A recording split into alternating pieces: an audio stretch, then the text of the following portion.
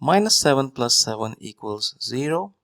0 times 8 over 7. So 0 times 8 gives us 0 and 0 over 7 equals 0. But this answer is not right, because according to the order of operations, we must solve parentheses, then exponents, then multiplication and division, and finally addition and subtraction.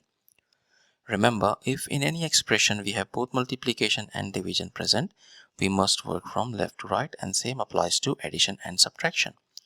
Now let's rewind and solve this problem the right way. If you notice, in the numerator we have addition and multiplication operator present, and according to the rules, multiplication has higher priority over addition.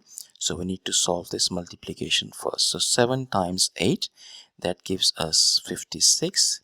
Our expression becomes negative 7 plus 56 over 7. Now in the numerator we have to solve this addition first. So minus 7 plus 56, that leaves us with 49, and we have 7 available in the denominator, and 49 divided by 7, that leaves us with 7, which is the final and correct answer to this problem. Thank you for watching. Please like the video, comment your answers, and subscribe to our channel.